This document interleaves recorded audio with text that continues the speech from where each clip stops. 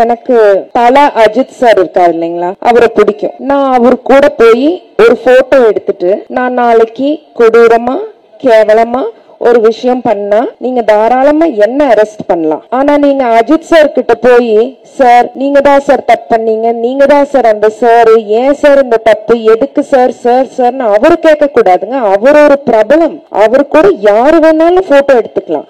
நீங்க என்ன அரெஸ்ட் பண்றதா நியாயம், என்ன நீங்க தாராளமா அரெஸ்ட் பண்ணலாம். அதே மாதிரி எங்க கட்சி கொடி எங்க வேணாலும் கிடைக்குங்க. எங்க கட்சி கொடிய கார்ல வச்சுட்டு ஒருத்தர் பண்ற தப்புக்கெல்லாம் நாங்க தான் காரணம்னு நினைச்சீங்கன்னா அது ரொம்ப அமெச்சரான ஒரு விஷயம் நான் நினைக்கிறேன். எதிர்கட்சிகள் எது நடந்தாலும் ஆளுங்கட்சி மேல தப்பு சொல்றத ஒரு ஃபேஷனா வச்சிருக்காங்க. அண்ணாமலை அண்ணா இருக்காரு இல்லைங்களா, அவர் திமுக கவர்மெண்ட் போற வரைக்கும் செருப்பு போட மாட்டேன் அப்படிங்கிறாரு. நாளைக்கு அந்த அண்ணா கால்ல செருப்பு போடாம முள்ளு குத்துச்சுன்னா அதுக்கும் திமுக தான் காரணம்னு சொல்லிடுவாரு. அதனால பிளீஸ் அண்ணாமலையானா நீங்க செருப்பு போட்டுக்குங்க. எது நடந்தாலும் தலைவலி வந்தா திமுக தப்பு, பிம்பிள் வந்தா திமுக தப்பு, எங்களுக்கு அதை பத்தி எல்லாம் கவலை இல்லைங்க. நாங்க மக்களுக்காக நாங்க வேலை செய்வோம், அது மட்டும்தான் எங்களுக்கு முக்கியம். மரியாதைக்குரிய தமிழிசை சவுந்தரராஜன் மேடம், நாங்க மக்கள் பணத்தை சூறையாடுறோம், ஊழல் பண்றோம் அப்படின்னு சொன்னாங்க. மேடம் நீங்க முடிஞ்சா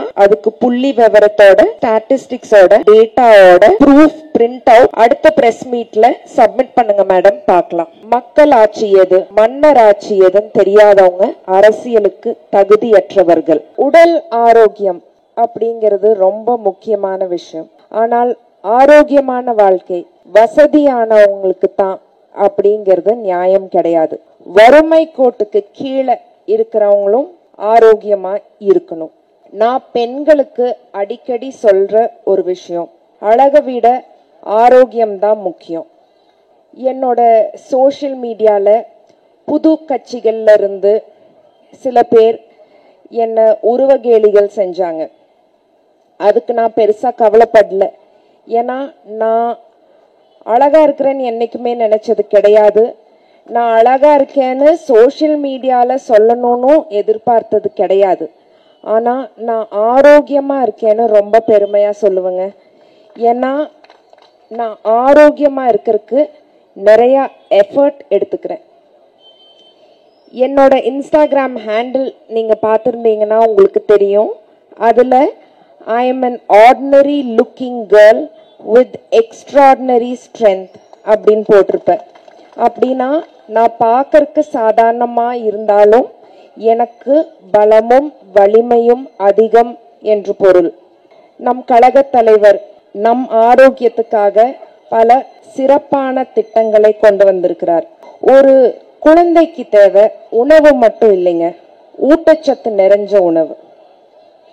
குழந்தைங்க நல்லா சாப்பிட்டாதான் படிக்க முடியும், நல்லா படிச்சாதான் வாழ்க்கையில ஜெயிக்க முடியும். குழந்தைங்க வாழ்க்கையில ஜெயிக்கிறதுக்கு அவங்களுக்கு ஆரோக்கியம் முக்கியம். கழக தலைவரோட காலை உணவு திட்டம் ஒரு அற்புதமான திட்டம். மக்கள் ஆரோக்கியத்துக்கு மருத்துவத்துறையும் சுகாதாரத்துறையும் ரொம்ப ரொம்ப முக்கியம். மாண்புமிகு சுகாதாரத்துறை அமைச்சர் திரு மா சுப்பிரமணியம் அவர்கள் மிகவும் நேர்மையான மனிதர். அவர் ஒரு தன்னலமற்ற அரசியல்வாதி. அவருடைய மக்களை தேடி மருத்துவம், இன்னுயிர் காப்போம் 48 இதெல்லாமே அற்புதமான திட்டங்கள். நம் சுகாதாரத்துறை அமைச்சர் மீது சில பொய்யான அவதூறுகள், ஆதாரமற்ற குற்றச்சாட்டுகள், எதிர்கட்சிகளின் சதிகள் இதெல்லாம் இருந்தாலும் நம்ம ஆரோக்கியத்துக்காக அவர் வேலை செஞ்சிருக்காரு. கொஞ்சம் மழை பெஞ்சதுக்கே நம்ம கஷ்டமா இருக்கு. அவர் எத்தனை நாள் நமக்காக மழையில வேலை செஞ்சிருப்பாரு. நான் ஒரு சின்ன உதாரணம் சொல்றேங்க. எனக்கு தல அஜித் சார் இருக்காரு இல்லைங்களா, அவரை பிடிக்கும். நான் அவர் கூட போய் ஒரு போட்டோ எடுத்துட்டு நான் நாளைக்கு கொடூரமா கேவலமா ஒரு விஷயம் பண்ணா நீங்க தாராளமா என்ன அரெஸ்ட் பண்ணலாம். ஆனா நீங்க அஜித் சார் கிட்ட போய் சார் நீங்க தான் சார் தப்பு பண்ணீங்க, நீங்க தான் சார் அந்த சார், ஏன் சார் இந்த தப்பு, எதுக்கு சார் சார் சார்னு அவரு கேட்க கூடாதுங்க. அவர் ஒரு பிரபலம், அவர் கூட யாரு வேணாலும் போட்டோ எடுத்துக்கலாம். நீங்க என்ன அரெஸ்ட் பண்றதா நியாயம், என்ன நீங்க தாராளமா அரெஸ்ட் பண்ணலாம்.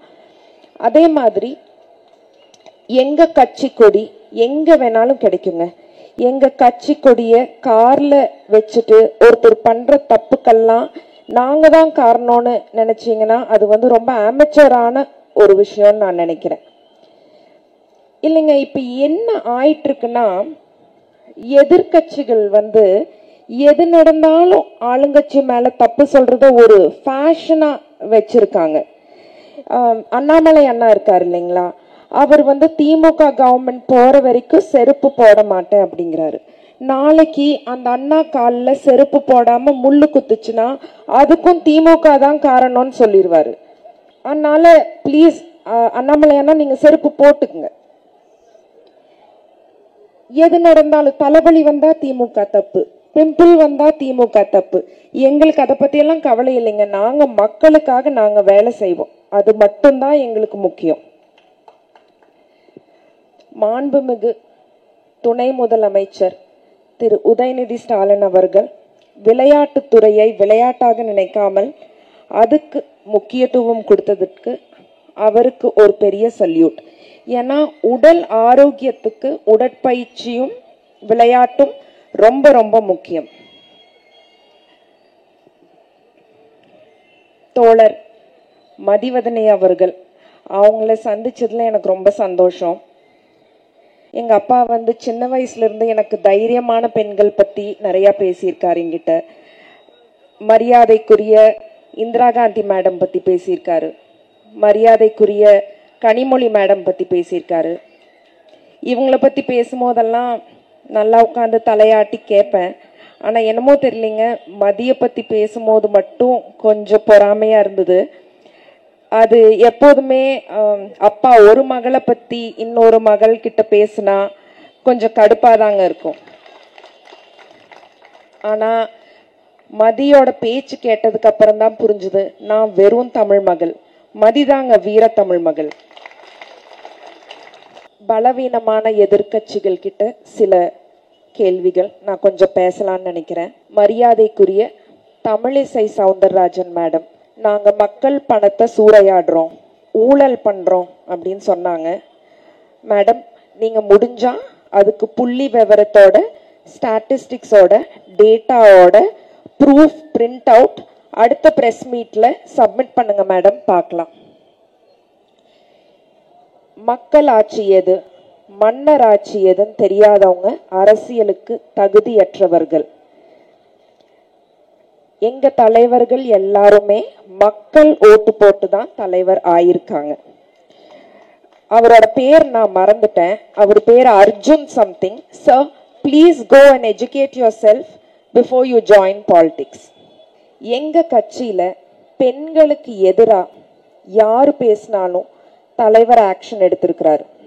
பெண்களுக்கு எதிராக கொடுமைகள் நடந்தால் அவங்கள ஜெயில போட்டிருக்கிறாரு. ஆனா மற்ற கட்சியில இருக்கிறவங்க சோஷியல் மீடியால பெண்களை அந்த கட்சியோட பேரை போட்டுட்டே ரொம்ப தப்பா பேசுறாங்க. கொஞ்சம் வருஷத்துக்கு முன்னாடி ஒரு ஜேர்னலிஸ்ட், ரொம்ப நியாயமான நேர்மையான ஒரு பெண் ஜேர்னலிஸ்ட், அவங்க பேர் தன்யா, அவங்க ஒரு படத்தை விமர்சனம் செஞ்சாங்க. அதுக்கப்புறம் அவங்களுக்கு கொலை மிரட்டல், பலவிதமான மிரட்டல்கள் இதெல்லாம் இருந்தது. இத யாருமே தடுக்கல. அவங்கவுங்களோட வேலையை பார்க்கறதுக்காக போயிட்டாங்க. நம்ம கவர்மெண்ட்ல அப்படி நடக்காதுங்க. என்னை பத்தி ஒரு சின்ன விஷயம், நான் பதவிக்கும் புகழுக்கும் மேடைக்கும் மைக்குக்கும் ஆசைப்பட்டு அரசியலுக்கு வரல, மக்கள் பணி செய்யறதுக்கு தான் அரசியலுக்கு வந்திருக்கேன். எனக்கு எங்க அப்பா கிட்ட எந்த எதிர்பார்ப்பும் இருந்தது இல்லைங்க.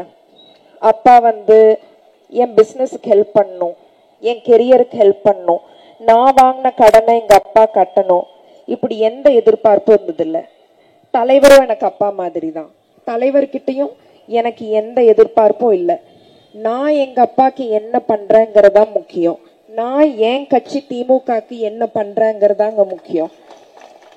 நான் ஒரு நாளும் தலைவர்கிட்ட ஒரு ரெக்கமெண்டேஷனுக்கோ ஒரு சீட்டுக்கோ என்னைக்குமே கேட்க மாட்டேன். நீங்க கேட்கலாம், அப்புறம் எதுக்கு அரசியலுக்கு வந்தீங்கன்னு.